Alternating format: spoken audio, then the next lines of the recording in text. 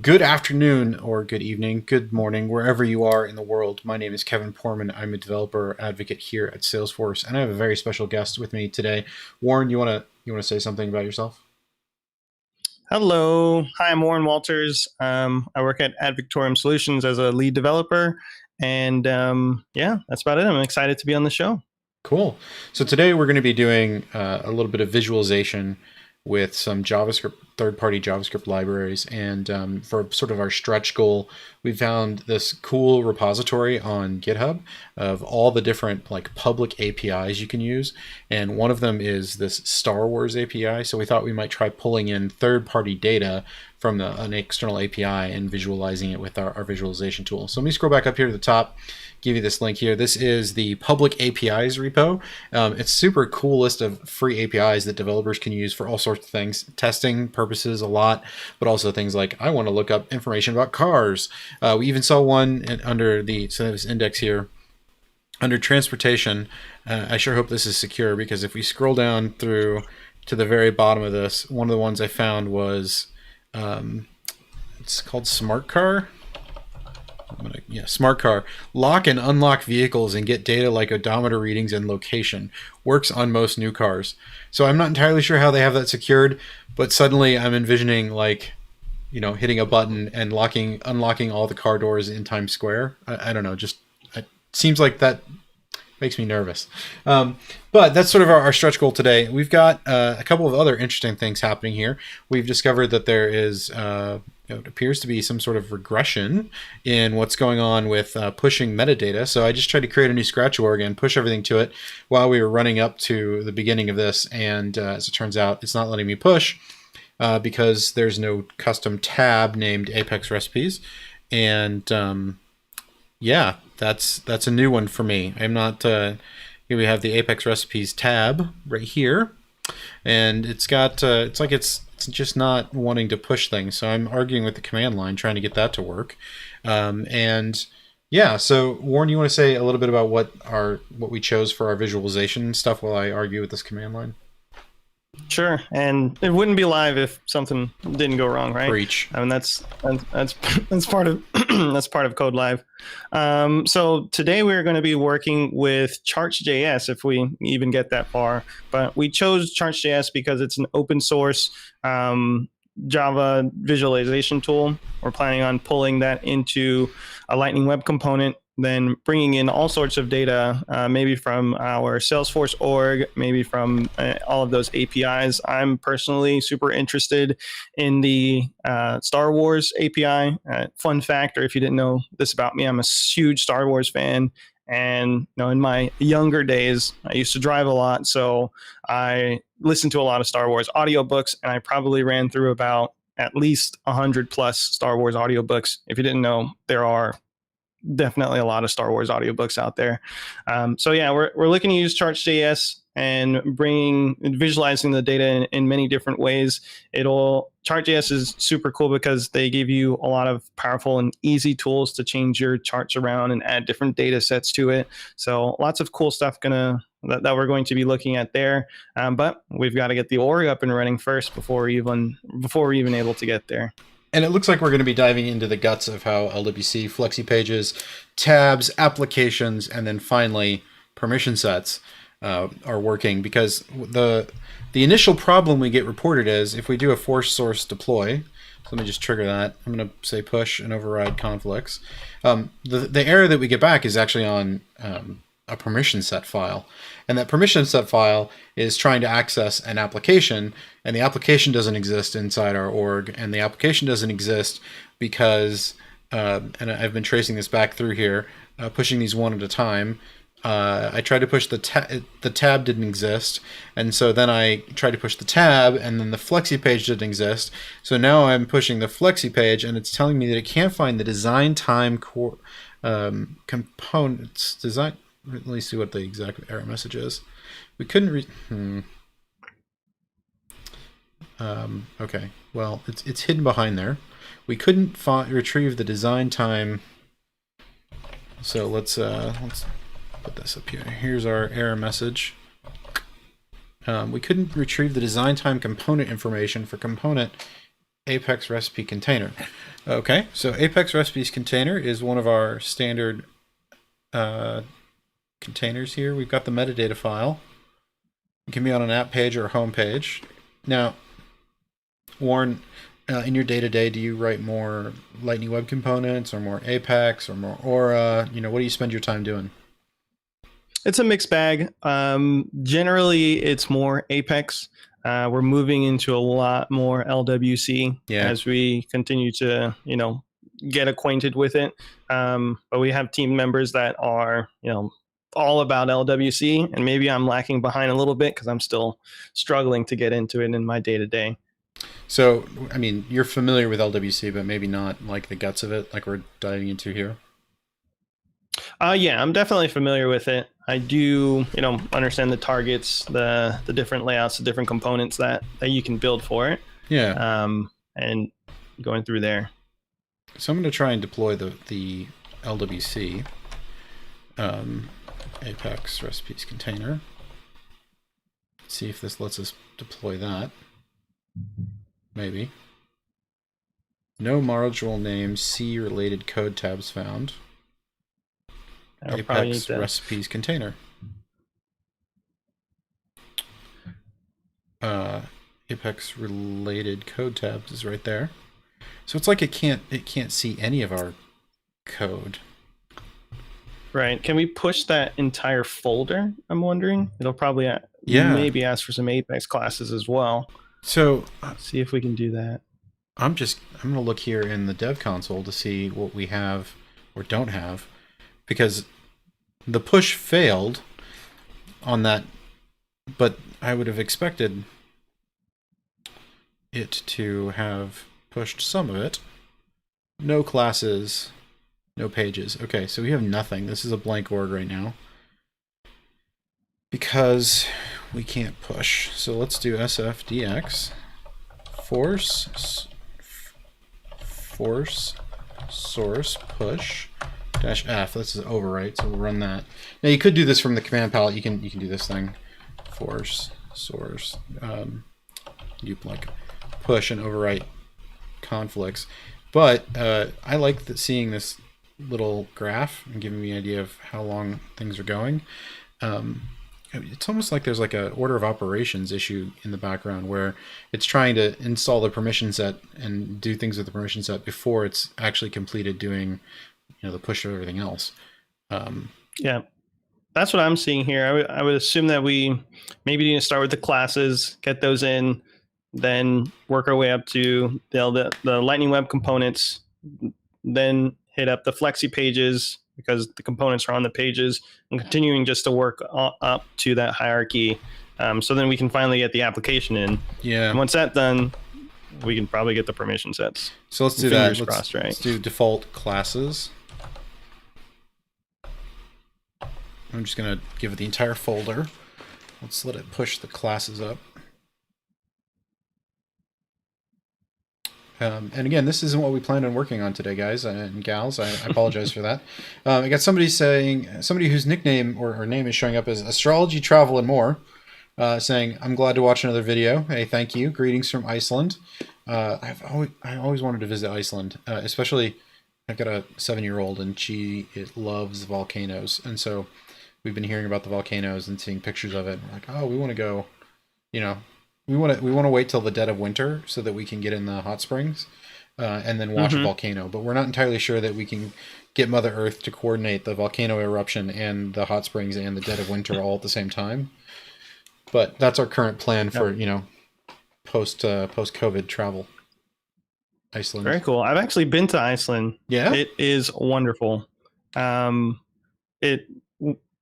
It's really contained and kind of small, so you can like drive the island in one day, or there's like an Iceland loop or circle. I know I may be butchering some of this, so please chime in, astrology traveler, a little bit. But I had an amazing time. Went to the hot springs, went glacier hiking as well, which was super awesome. Being on top of a glacier, and just they're like ice deserts. You can just look as far as you want, and there's glacier out there. So that was super cool and interesting. I'd recommend it. 10 out of 10 vacation. Deserts, and my mind just went. because I'm thinking desert. I think desert. I think Southwest United States. It's all like plants that'll kill you if you try to eat it. All that kind of dry, that sort of thing. And then ice. Like it's not dry there. There's ice there, but I can see how it would work. Okay, deploy failed. We got to start, as it turns out, with objects. That would make sense a little bit. Yeah, okay, so instead of default classes, we'll do default objects.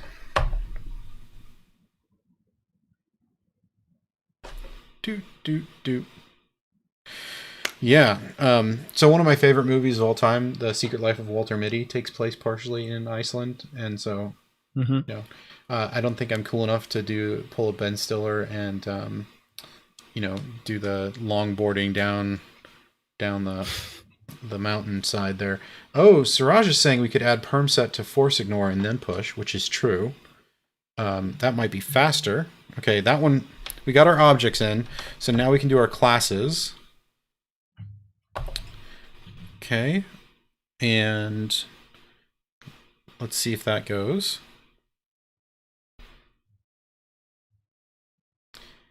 And I like the idea of doing the force ignore. If this doesn't work, then we'll try that, because that's a brilliant idea. And it's not often that I come across the solution, which is counterintuitive, of removing the thing I'm trying to deploy temporarily in order to get everything else to deploy. But that's a really well done idea. So Siraj, thank you very much for that one. Somebody else says, hello from India. India is a big place. Where in India? Just curious. And if I do my math right, I think it's like 12:30 at night there. So that's some dedication to be up that early, as it were, joining us, and I appreciate that. And Warren, where are you based out of? I'm in sunny South Florida, so it is kind of hot right now, but I guess it's all relative to where you live. So we're probably in like the mid 80s, but most people are still in wintertime a little bit right now. So I won't brag too much. I feel like, though, if you move to Florida, you kind of want the mid 80s, like year round. Oh yeah, that's perfect temperature. Anywhere from like high 70s to low 80s. That's the best. We'll hit summertime and get to the sweltering heat pretty soon. Yeah, like nobody tomorrow. goes outside. Yeah, tomorrow. Yeah, I used to live in Tampa, and Tampa's a fun place. It was the first time I'd ever seen a palm tree in my entire life. The day I moved down there's a palm tree. And they also have caimans. I don't know for those of you who are not South Florida residents, a caiman is it's like the corgi of the alligator world. It's a miniature alligator. And the thing is, caimans have just like a terrible attitude towards life. Like everything they look at, they just want to slap and beat the crap out of and just chomp on. And it's not like they do it because they're hungry. They do it just for fun. So sometimes like you'll be walking along. They're mean. They're very mean, right? And you'll walk along and be like, there's a caiman chewing on a branch. And you scratch your head, and then a little bit later on you go home and you read about how a caiman attacked a dog and it's human walking, and so you're like, okay, it's just like caimans. But that was new for me. I'd never seen one of those or heard of them, really. Alligators for sure. I learned not to worry too much about them. Like, I don't go up to them, but I'm also not afraid of an alligator crawling in my window at night and attacking me. Caimans, on the other hand, some nightmares with those. That's a question I get a lot, on Zoom calls, and you tell them you're in Florida, they're like, oh, is the wildlife just jumping out and jumping through your window all day long? What do you do about the alligators? It's like, well, what alligators? Right. When was the last time we've seen anything about an alligator? Well, you have saltwater crocodiles over there too on your side, don't you? Yeah. Over by the what is it? Something Point nuclear plant. They've got crocodiles up there around it. Yeah, we have crocs, sharks. So there's a lot of stuff going on, but if you live down here, you know where you should and shouldn't go. Yeah. Like if I'm, I guess, in Colorado, I'm not going trekking without looking it up first and understanding what's going on. You're not going to climb up the side of a 14,000-foot mountain? I don't think so. Not on the first day that I'm there. Takes training too.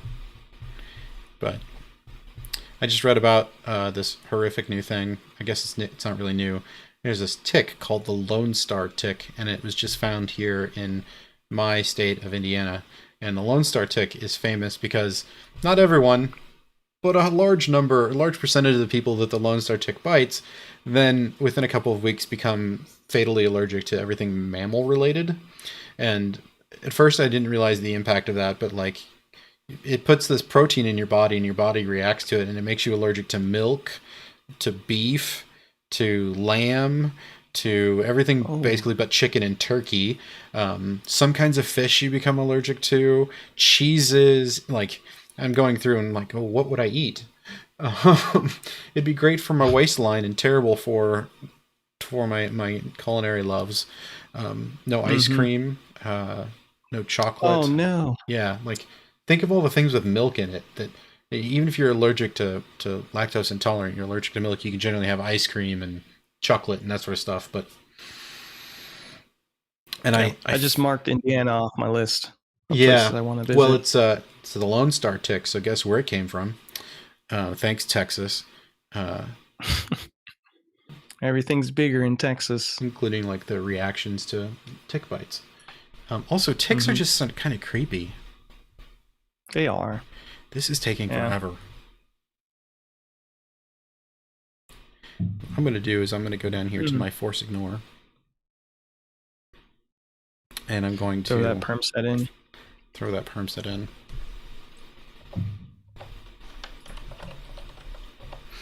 And so that's going to be force app. I can spell main default. It's okay. We have autocorrect for these types of things. Permission sets. Is it just permission sets? Tabs. Permission sets / Apex recipes permission set dot meta.xml, I think. Yeah, permission set dash meta. All right. Let's close that. Okay. sfdx force source push -f.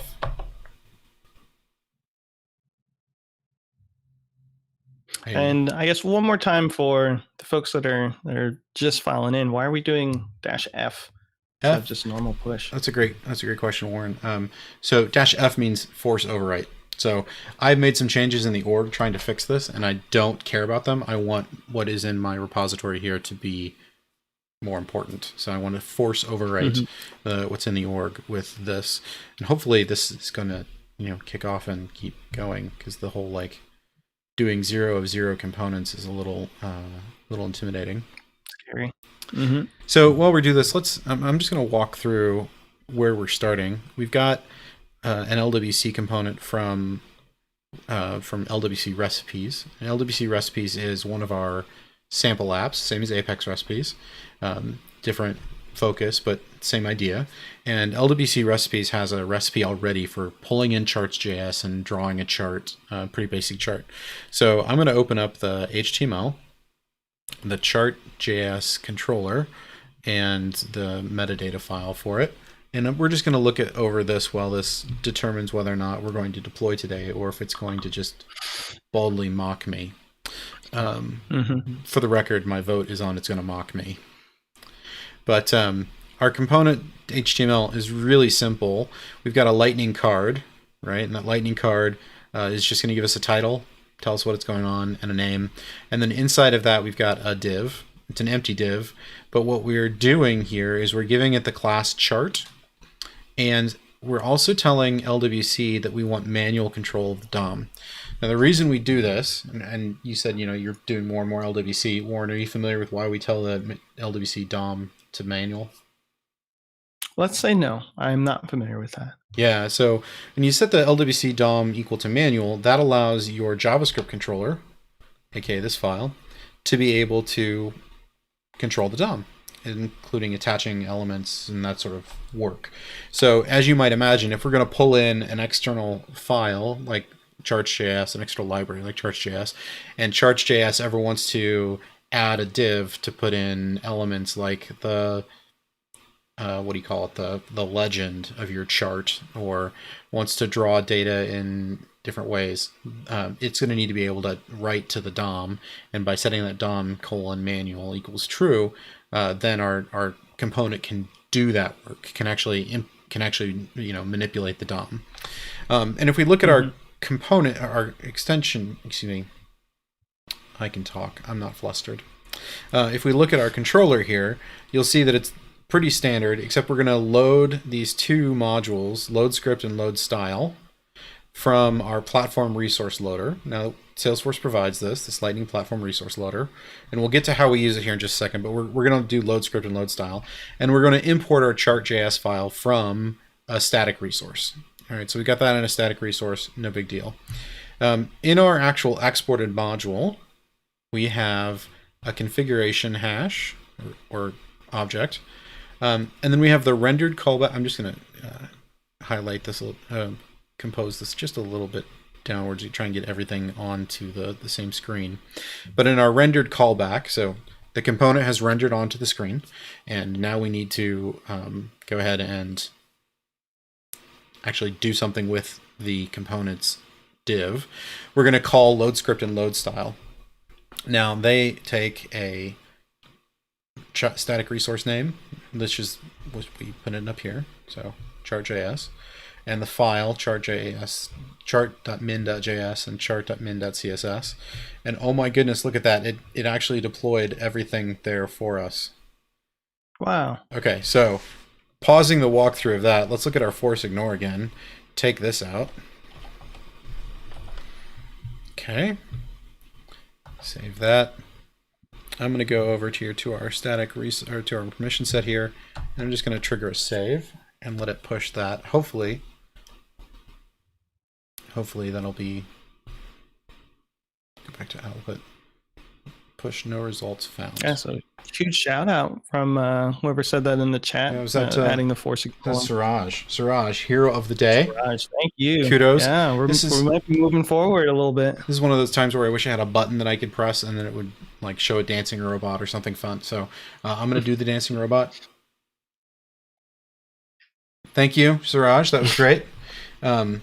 So we pulled that out. We were able to save that. I'm going to look at my org now. Let's go over here. And we should have in the app launcher, view all,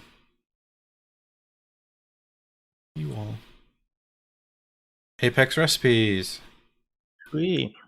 Okay, I don't know why that took so long to, okay, so it,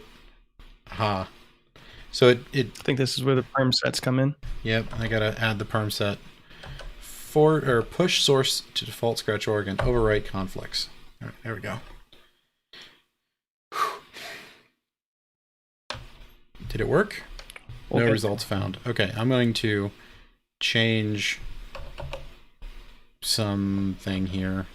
I'm going to leave a comment so that we are changing this metadata. It should be picked up as a changed metadata. Hopefully comments are ignored. No results found. Perfect. Okay, let's try it this way. Go back over here. And we had the ability to deploy where was it? I want to do deploy not applications, and we're going to do default permission sets, Apex recipes permission set. We'll deploy it that way. Let's see. Suraj is going, oh, Summer 21. Can you share some Apex goodies in Summer 21 as well? Well, what kind of Summer 21 goodies are you looking for? Okay. So that's obviously not working as intended. but we're going to go ahead and march on. And the way we're going to do that is we're going to use we'll do service app, and we'll modify a standard page layout to put our component on it.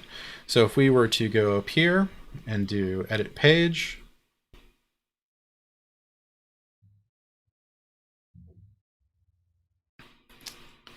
and we look at our libcharts.js, so I'm going to drag this over here.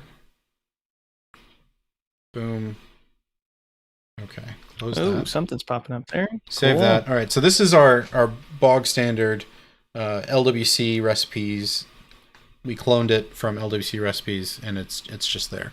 So let me go back. Now we can see that we've got this on the page. Really? Wow. So welcome to codeLive. The first rule of codeLive is failure is always an option. I could have sworn I just dragged it there and saved it. Let's try that again. Save. Woohoo! Activate. Okay, we all saw it this time. Save. Save again. Going back. Okay. There we go. So, out of the box, now that we are 32 minutes into our stream today, we have the ability to modify our component here to try and do different things with it within our charge.js. So let me do this. You go over here. I'm going to put this back in the force ignore so that we can continue to actually make some degree of progress on this. Now, when we were looking at our HTML or charge.js, we had loading the chart and styles inside of a promise. Now, Warren, are you familiar with promises in JavaScript? Yes. One of my favorite promises things. Are basically, hey, we're going to do something. After it's being done, you need to do something else after that. So we're promising after this is done, we'll do something else. Yeah, it's a way of saying, I promise that when this is done, whatever's in this block here, then I'm going to go do this block. And it allows you to have asynchronous work, so work that you don't know how long it's going to take, be ordered. So try to do one thing before the first thing completes, basically. An order of operations to asynchronous work. And it's a pretty elegant API. Some people prefer async await. I really like promises. That's just the way I think. Also, I'm a little biased because I wrote a promise library for Apex, so I'm all in on promises. But I can see some of the bias coming out there. Yeah. So what we're going to do is we're going to grab in our JavaScript component, we're going to query select for our div.chart. Now if we go back to our template over here, that's this. So div with a class of chart. So div.chart. And we're going to append an HTML canvas, which is this. So this is where our manual DOM is coming in once we start doing some of these appends and get context. Exactly. So we're going to grab the canvas context with this here. And then we're going to specify that we want a new chart with this config. That's this block up here. And if that fails, if we fail to load our chart.js or a chart min, then we're going to throw this catch block. So pause there. We've got a little bit of an asynchronous bit here, but if anybody has questions, comments, or snide remarks on what we're doing here, overall, sort of overarching, now would be a great time to throw that out there. In the meantime, Warren, you and I can start talking about how we want to pull data in to display. In this particular instance, the configs data set is baked in right here. So it's sort of hard-coded. Now what we could do is we could grab data from Apex. We could grab data from an API. And this is where we get to start doing some sort of fun things. Let's do, let's create an Apex class that generates some data for us in this sort of format so that we can turn around and display that. In order to do that, we generally are going to need data. So do we have any data in our Scratch org? We do. Be good. We do. Perfect. So let's look at one of these, and we've got contacts associated with an account. We've got account size. Maybe some opportunity data. Do we have If we have opportunity? anything like that. Maybe not all of them. Doesn't look like anything there. Let's try a different one. Let's try this one. We do have some opportunities. So we could do like a average on the opportunity. Or we could look at... based on account. Number of contacts. I was thinking maybe we could do something related to like the industry, but they're not populated. We could do based on... Oh, here we go. I got an idea. So what I'm going to go is I'm going to go back over here and I'm going to create a new... just a new tab, and we can start prototyping. Select count of ID from account, group by is that shipping or billing? That's billing. By billing state. Cool. So that'll give us up to 26 groups. Although I say that, I don't know how it handles like Puerto Rico and the Federated States of Micronesia, those sorts of things. By billing state, and then we can run this, and we'll do sockle, execute sockle query, sockle. If you highlight it first, you can do with currently selected text. So let's go ahead and do that.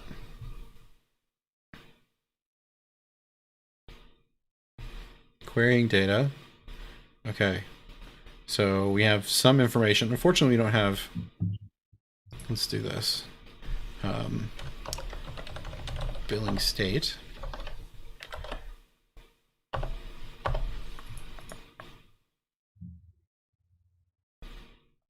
Oh, look at that. So now we have... It's looking pretty nice. Yeah, just for grins and giggles, I'm going to reorder that. Billing state. Account ID. And because I'm account ID. Now, if we want to pull this into our LWC component, we need a JavaScript, Apex controller. And I'll be honest with you, I don't write enough LWC to just remember off the top of my head how to do that. So what I like to do is crib at one of my other ones. And apparently that's not a good one. I'm trying to think of formatted recipes display will have it. So this is where we're going to pull in our Apex code. So I'm just going to copy pasta that into our charts, libcharts.js. And we just need to actually make that function now. So now we can do, let's do aggregated state account counts dot get counts, and we'll do get counts. All right, so Warren, you're up on this one. You do a lot more Apex, so I'm going to create you a class called aggregated state account counts. You never know just how hard it is to name things until like you're doing it on the fly. So you want to give us a or enabled method to grab the counts. Sure. While he does that, I'm going to talk through a little bit of theory here. Now what we're doing is we're creating this Apex server-side controller so that we can grab a hold of our counts and then show that data inside of our actual LWC controller. Okay. So it looks like he's returning. Oh yeah, you can go for it. Like that. Okay.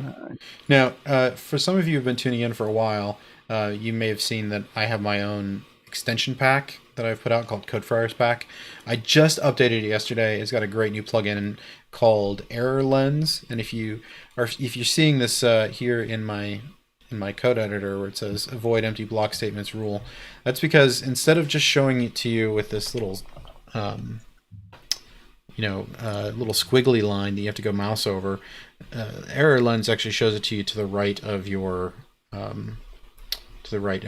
your line. So while Warren is trying to return a list of accounts, this is telling us that there's an illegal conversion from list aggregate result to list account, which is just fascinating. I love the way that shows me where it is. It makes it a nice orange. It makes me very happy to have this extension.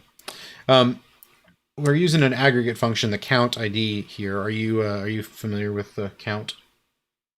With aggregate functions? In here, we'll need to change this to an aggregate result. Let's do that. Are we allowed to use an aggregate result in a return type, or do we have to cast it to something else before returning it? That one I'm not 100% sure on. Yeah, we'll have to try it out. There's this movie from the 80s that I love called Iron Eagle, and it's campy and terrible in all the terrible ways that 80s movies are. But there's a scene, and what happens is this high school kid steals an F-16 to go rescue his dad from quote-unquote bad guys. And he picks his dad up, gets him into the plane, and then he's like, "Dad, can I fire a missile on the ground?" And his dad's like, sort of laughs at him. It's like, "I don't know. No one's ever tried it before. Try it." And I just love that sort of like, "I don't know, try it" approach to doing things here. So we got our aggregate result. And oh, I like this. You're throwing a error or a handled exception. I like that. The only thing I'm going to do is I'm going to change this to be a full word. Yeah. Somebody gave me hard time on a stream, or from a stream a little while earlier, about wanting me to give better variable names. So I'm always trying to be a little bit more specific on that. Zhao, your question is, what is the extension to show the Apex error? It's called error lens. In fact, here, let me bring this up while we wait for this to save. And I'm going to do error lens. It's this one by Alexander, and you can see it. I'll show you exactly what it is. Yeah, I love it. You can even change the color and the fonts, and it's very customizable. I haven't done any customizing of it yet, but there it is. We have an error in pushing this. Let's see. Unable to find on the conversion. Apex action class referenced as aggregate state account counts. Did I misspell something? I probably misspelled something. Maybe. Yeah. We need to take out an S in there. Yeah. Perfect. Try that again. It's the little things that get you, like an S. Okay. You'll notice that the error lens is showing me this, but it's in green. That means that it's really more like for your information, versus something in red, which is clearly a compile error. This won't work at all. Or orange, which we saw in this file, where it was this is a logic error here in the orange. Mm-hmm. So let's see if that goes through. I'm curious if we need to push it out to extrapolate it out a little bit into a list or something like that, or if there's something else I'm missing. I think it's good. I think we just need to let it push, because the error we were having was actually in this file. Isthiak is asking, what is the session about? Well, that's a great question. We were going to be working on visualizing some data using charts.js inside a Lightning Web Component, but we've had some infrastructure issues today with being able to push a perm set, and so we couldn't create our scratch org to set things up. So we did some debugging on that, and now we're working on doing that visualization of charts.js. And what we've done to build that visualization is we've created a controller. Let's see, did this still look like it passed? Oh, it looked like it succeeded. It took forever, but it looks like it succeeded. I don't know why it's still showing this. I love how it's from list aggregate result to list aggregate result. Mm-hmm. Okay. I don't know how it's an illegal conversion, but we'll take it. Yeah, we'll take it. Okay, so here's our controller. We've got this here. Now, like I said, I like to crib from other work that I've done when I'm trying to remember how to do this kind of thing. So if I go to look at my get recipe code, where am I using this? I'm using it here. Should need a wire. Yeah. Yep. So we're probably also going to need to load wire from LWC. So we'll do lightning element, comma, wire. And then we're going to need... Do we need a function? I don't think we need a function. We can just do wire,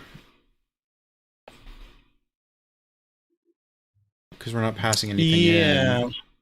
So we should be able to set it to a value or a variable. So at wire, and then we can do our state counts. Yeah, state counts. Yep. And then I think we just put this over here. We do at wire. Yeah, I think for the wire, it'll be the actual name of our function in there. Yeah, get counts, like that. Apex function.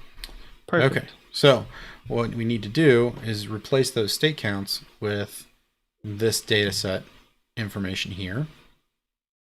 We're not going to be generating a random number, but what we want to do is, let's see.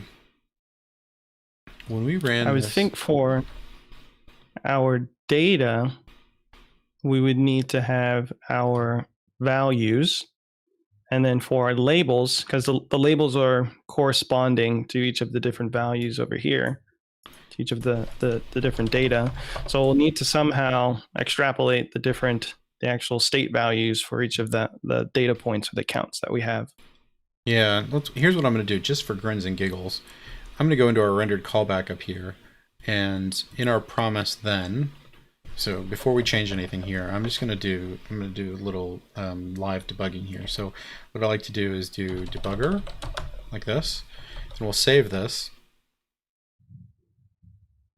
And when this loads and we get down to this debugger section here, when the promise is run, make sure that's saved. Yep. We should be able to investigate our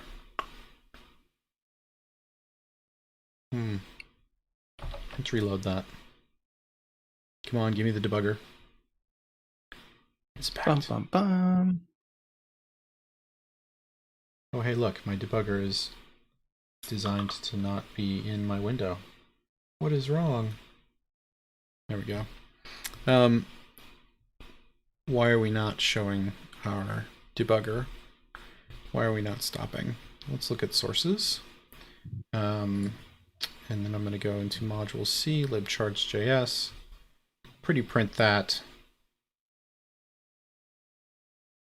Here's our data sets, rendered callback.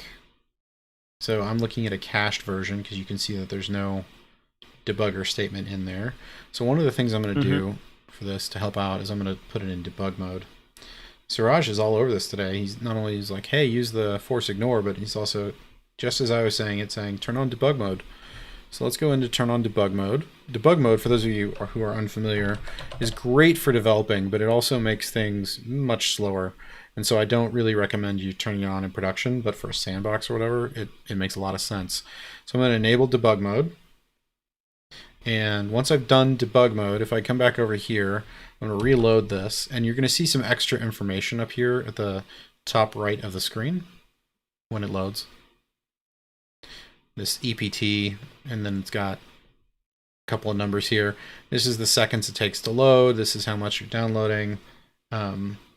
Ishiak, you can right-click to reload and select hard reload, so you can do two-fingered hard reload. I like to do Command-Shift-R. I did it with a keystroke.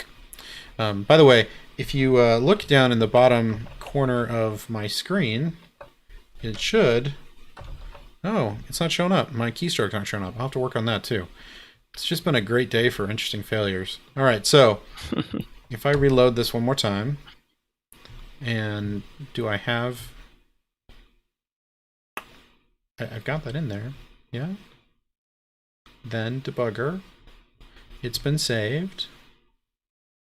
Should we go old school? Just console log it. Be nice to use the debugger. Yeah, I want to use the debugger. Don't. Thank you, Chrome. Go away. Let's do this. So I'm going to find my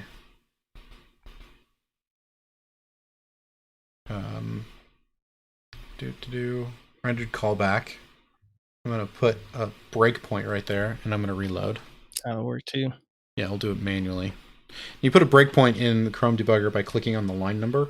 You see how it now it's stopped there. It says paused in debugger up here. And what I can do is I can now look at, I can inspect the state of things. So this dot state counts. Yep. Data undefined, error undefined. Okay, so we don't yet have anything there.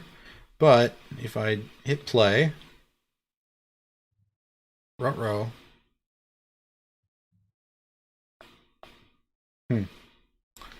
So try that again.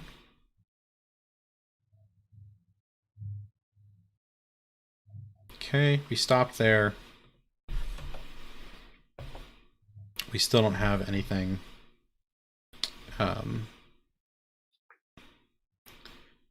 Let's think about this. Why would it know about state counts, but not... So there's our state counts variable. And it's void right now, but our decorator, default, fields, error chart. Okay, so looking at our decorators, we've got a wire decorator that should pull it in there, and it is not. So it's at times like this where I'm like, you know what, I always try to not use the function form of a wire, but I'm just going to do it this way. So what we're going to do is we're going to have our instead of going into a property like we have on that one, we're going to do this into a function.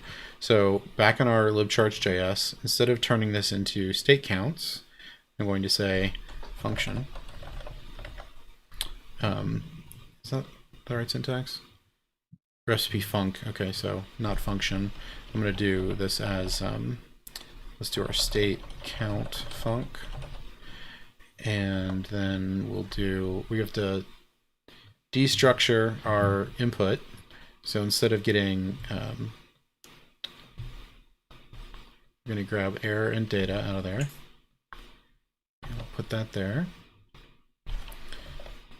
and then we can put that. Okay, all destructured elements are unused. Yes, thank you. Thank you. I love how it's in green though. It's like, hey, just so you know, and then in here, just for grins and giggles, I'm going to say if data else, what we'll do is we'll say this dot state counts equals data, and this dot error equals error. You add my my properties there. Yeah. You got it. And what I'm going to do is, if I have data, then I'm going to set this dot error equals undefined. And if I have an error, then I'm going to set this dot state counts to equals undefined. All right, let's save that. Now the other thing you can do when you wire into a function like this, it gives you another place where you can breakpoint to see what's coming back, because it could be that what we're getting back is nothing. That's an option, right? Because we've got some issue with our class, but I don't think that's the case here. So let's do this. I'm gonna hit Command Shift R for a hard refresh. Okay. And it doesn't know what our breakpoint, because the code changed. So what I'm going to do is I'm going to come there and say if data or else if error, put breakpoints there. We'll run through there. Okay, so in this case I ended up in the error because I have data undefined, error undefined. And now we're paused in the breakpoint again. Oh, here's my debugger. Look at that. Woo! There you are, little buddy. This state counts is undefined. Okay. Oh, I think I've got a little bit of a logic bug here. Because if data is not true for whatever reason, if it's null, then it will always erase whatever's come in. So let's fix that in our code. And say else.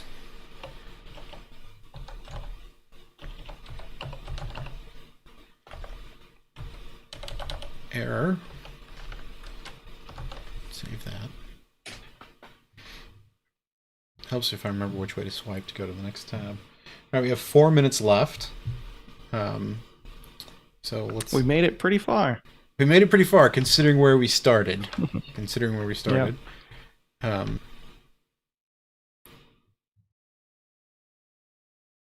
Okay, so status 500 body. Okay, so let's do this. We have an error. We're getting somewhere. So let's do. I like to do console.log debug, and I'm going to do error.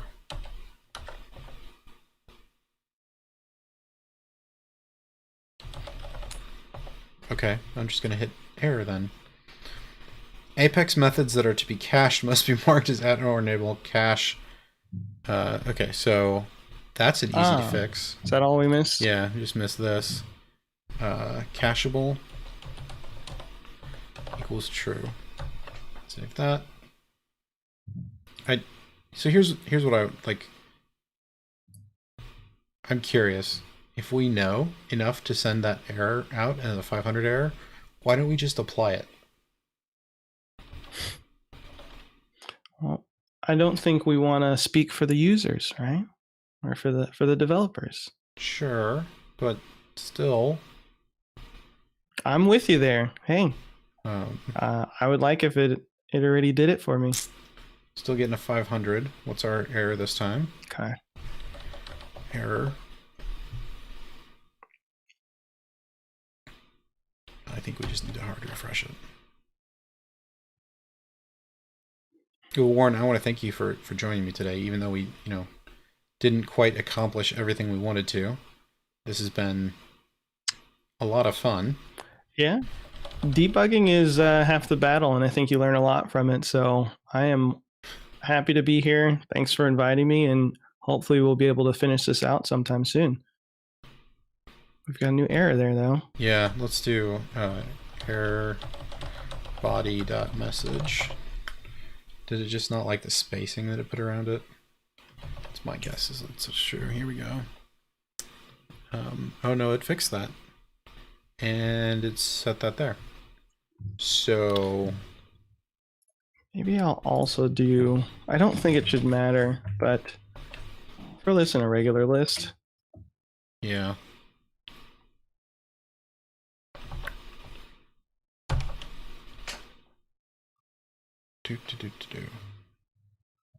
Okay, we have 1 minute left. Anybody have questions, comments, snide remarks in the chat there? Okay, we've updated this. Let's refresh.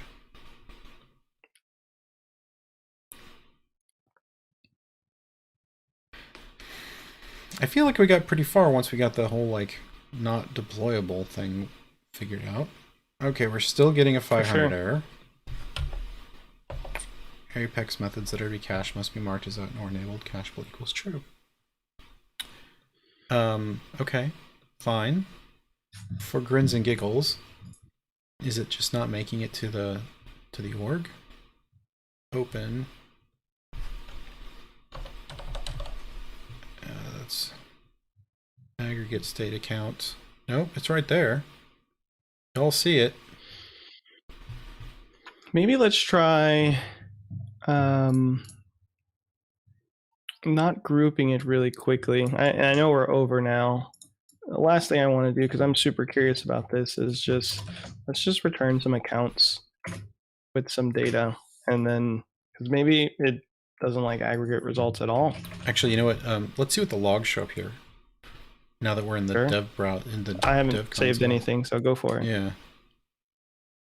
Loading, loading, loading.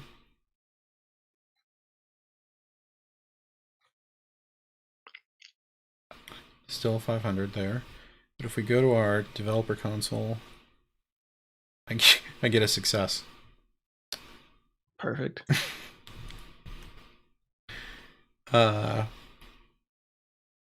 Okay. Cacheable equals true. We're calling get counts. Try catch. We're not getting an or handled exception. Right?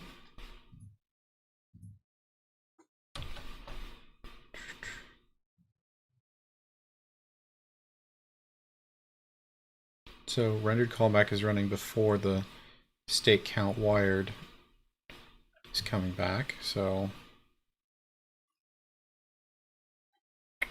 this is, I wonder if we have data, just out of curiosity.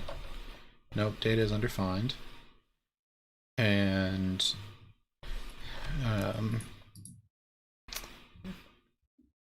yeah, so I'm gonna have to call it because we're out of time.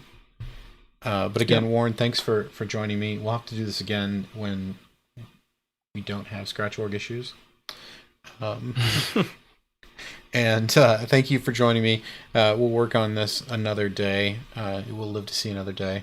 And again, thank you all for tuning in and for joining us in the chat. This has been great, especially Iceland and New Delhi and, well, Florida and Indiana. See who else is here today. But thank you. We'll see you again next Thursday. Same bat time, 10 a.m. Pacific, 1 a.m. or 1 p.m. Eastern. And yeah, thank you much for tuning in. Talk to you later.